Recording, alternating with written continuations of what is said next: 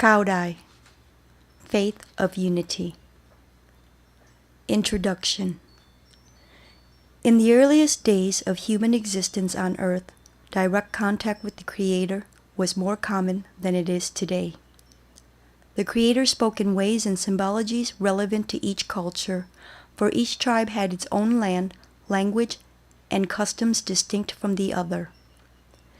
The magnanimous force we know as God loved not one more than the other and communicated directly, answering each in its own tongue. Humanity's numbers were yet few, spread sparsely, mostly isolated from one another. Glorious cultures and religions, all springing from God who had created them, developed everywhere independently. As time passed, humans more and more forgot how to communicate directly with God, though they still held dear their religions. When the various tribes began to encounter one another upon the earth, they were mystified. Not understanding why these others were so dissimilar, appearing and acting differently, worshiping differently, and surely each thought the other must revere a different God. Because humans did not understand one another, they had fear, and as children who are afraid and away from the guidance of a parent will become bullies, humans create friction and war. They did not recognize each other as children of the same Creator, even though they were further revelations from God to those who could still hear. Love thy neighbor as thyself. Christianity. There is no God but God. Islam. Rather than embracing diversity, people still preferred to resist the difference between themselves and continued to make war with one another. Separations became more and more minute, until even a single principle was allowed to splinter the mightiest of religions into sect upon sect. Then, in the last century of the second millennium, at a far corner of the earth, an as yet unrenowned place we today call Vietnam, with the bodies of 8 million victims of World War I still decomposing, a testimonial to the great evil of war, God spoke to an unrenowned esoterist practicing his self-cultivation, meditative arts. Precisely this contact occurred on the Vietnamese island of Phu Quoc, south of the mainland of Cambodia. There Ngo Van Chieu received message directly from God relating to a great reconciliation which must take place between all religions. Chieu worshipped and vowed to obey God, whom he knew by the name of Cao Dai. He asked if he might have permission to worship God in a representation he could view. God replied that the human form is too limiting to represent the essence of the universality of God embodies, and that the eye would be more apt, as it is the symbol for both universal and individual consciousness. So the all-seeing eye of God, Thiên Nhãn, divine eye, became the symbol for Cao Dai, for God, and for the ensuing religion, which is called Cao Dai. God said, "The eye represents the heart, from which twin pure lights beam. Light and spirit are one. God is the spirit's gleam." As one who still hears the original call, I welcome the reader to this text. Ngasha Beck. Chapter 1. Cao Dai. The Message. What is Cao Dai? At the heart of the Cao Dai path is the recognition of oneness between the Supreme Being and the universe, including humanity and its religions. Unique in its integrative approach, Cao Dai originated in the Southeast Asia in the 1920s. God celebrated as source of the universe and all souls, and as the origin of all religions, is seen to have manifested differently in different epochs and be called by myriad names. Cao Dai teaches human beings, who all have sprung from the same source, to live in harmony, love, justice, and peace, to enjoy universal sisterhood and brotherhood, and to cultivate themselves to seek and be reunited with God in their hearts. Cao Dai literally means roofless tower, abode on high where God reigns. Figuratively, the phrase Cao Dai, 2 words, is used as God's symbolic name, while Cao Dai, 1 word, refers to the path being taught. What is the goal of Cao Dai? The immediate goal of Cao Dai is to increase human awareness that all religions have indeed one same origin and also one same foundation: love and justice. As Christians put it, do unto others as you would have them do unto you. If human beings were to stop discriminating against each other because of differences in religions and treat each other with true love and justice, there would soon be religious understanding and tolerance, and subsequently harmony in the world and peace on earth.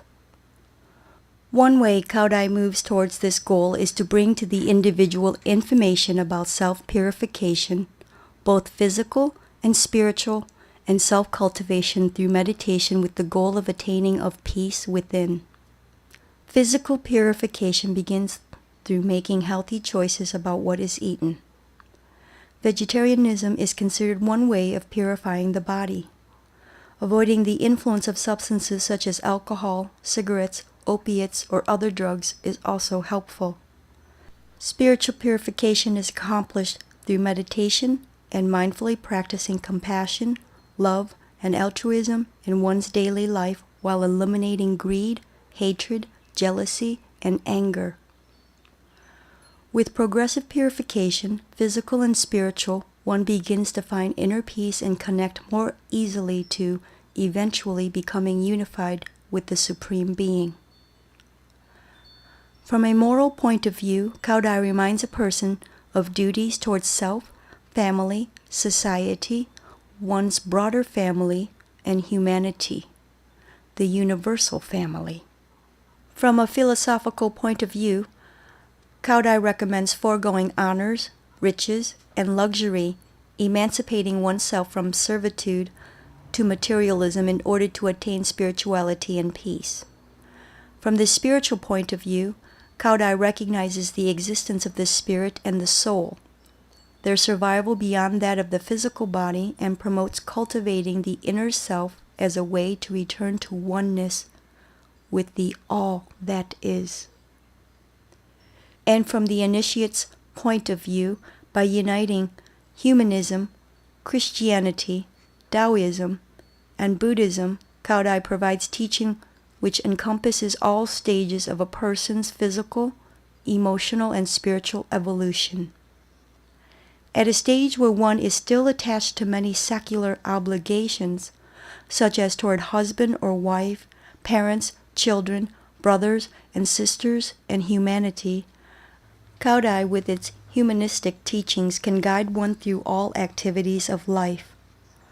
Later, whenever one wishes to achieve a deeper level of peace of mind and to be united with the Almighty deep in one's heart, Cao Dai will provide guidance in self-cultivation through meditative practices. Is there a universal religion? Cao Dai is a universal religion with the principle that all religions are one and of one origin. There are other religions and philosophical systems that adhere to this fundamental principle as well, and with whom Cao Dai finds easy alliance. Baha'i Theosophy, Unitarian Universalism, Unity Church, the Oomoto Foundation of Japan. Also, many New Age teachings would agree that there is one truth and that many paths to this truth. The Hindu Vedas put it this way: truth is one, but sages have given it different names. Why then are religions so varied? This wide variance in outward form is simply truth being seen from different angles, different temporal and cultural perspectives. Cao Dai Holy Messages from the Supreme Being have stated, formerly, people lacked transportation and therefore did not know each other. I then founded at different epochs and in different areas 5 branches of the Tao: humanism, Shintoism, the way of saints, the way of immortals, and the way of Buddhas, each based on the customs of their respective race. In present days, transportation has improved and people have come to know each other better, but do not live in harmony because of the very multiplicity of their religions. That is why I have designed to unite all the religions back into one, to return them to the primordial unity. How are world religions one? Spiritual treasures and the truth of existence are found in all religions, even if buried under historical distortions. World religions have a common interior language. Love and justice are always paramount principles. Justice essentially means to do to others what you want others to do to you, and don't do to others what you don't want others to do to you. Love refers to compassion, agape, kindness. Also, basic to every religion is the understanding that everyone has a spirit or soul, one's true self, which has been bestowed by the Supreme Being. This spirit is referred to in various terms by different religions.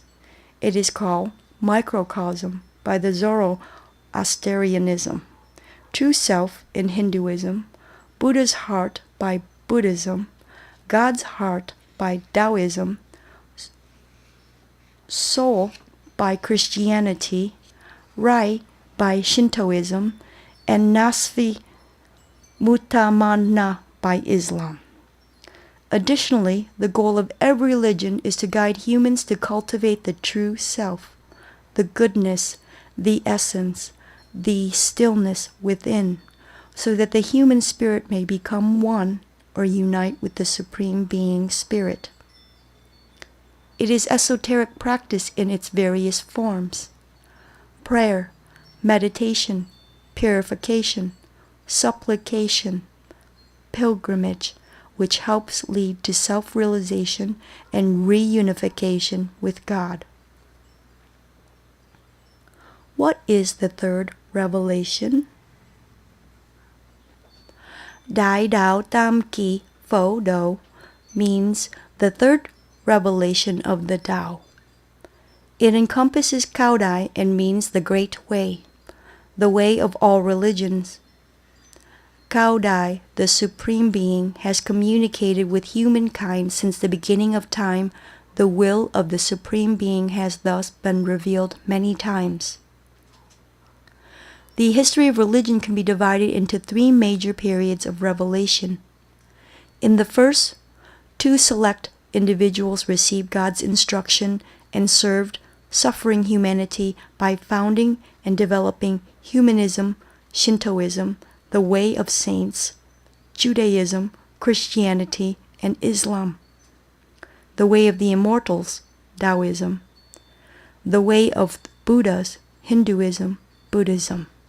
In the first revelatory era, King Phúc-Hí, Moses, Tai Tung Dao Wung, Lao Tse in an earlier incarnation, and Yin Dang Ko Phật, an old-time Buddha, respectively founded humanism, Judaism, the way of immortals, and the way of Buddhas in order to bring God's teaching to the planet. In the second revelatory era, Confucius and Zoroaster proffered humanism under forms now referred to as Confucianism and Zoroastrianism. Kung Tai Kong developed Shintoism.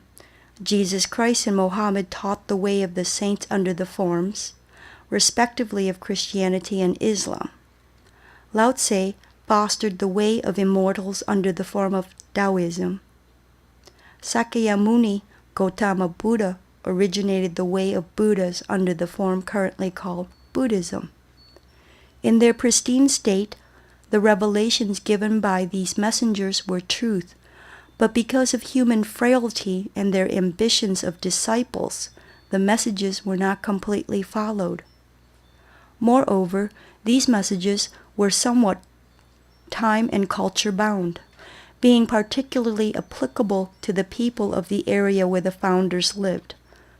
The inward personality of Eastern cultures and races led to the expression of the truth under the forms of Buddhism, Taoism, and Confucianism.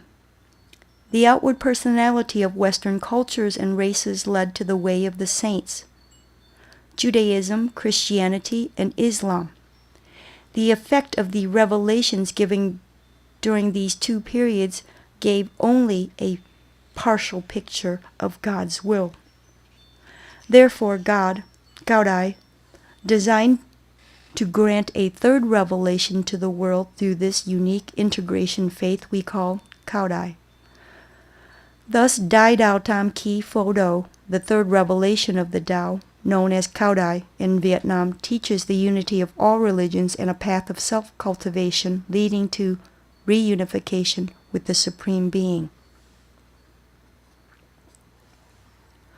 What is Spiritism? Spiritism, or spiritualism, involves receiving communication from the spiritual realm. This is often achieved with the aid of a device. In traditional Cao Dai, the most common device is the Ngọc Ko, literally a basket with a beak. Two mediums hold the underside of the basket from which the beak extends, with a writing instrument attached to the end of the beak. After much spiritual preparation and a ritual prayer, the mediums open themselves to spirit, which then guides their hands to move the basket and allows the writing instrument at the end of the beak to write. An interpreter, who also attends, reads the writing aloud so that the mediums may remain in their altered open state. One example of information through Spiritism is the instructions received from mediums in 1926. It is very difficult for the spirit of a human being to move aside from the physical body. When one purifies oneself well, one elevates one's consciousness and then may begin to move away from the physical body and travel the universe.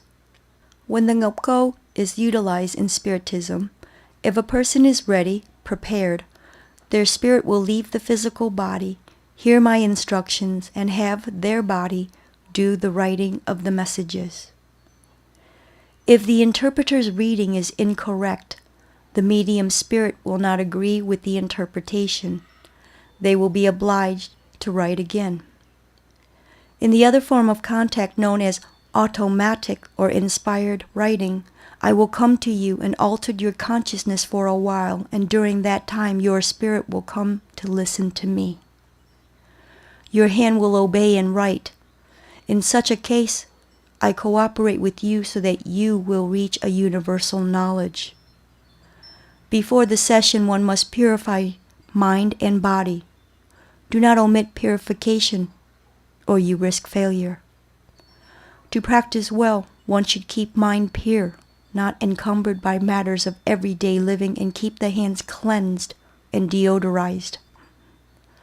Deep meditation will allow one's spirit to get out of the body and communicate with me.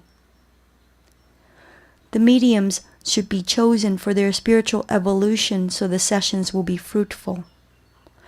They should practice vegetarianism and train themselves toward completely balance to be able to properly achieve good results and transmit the teachings.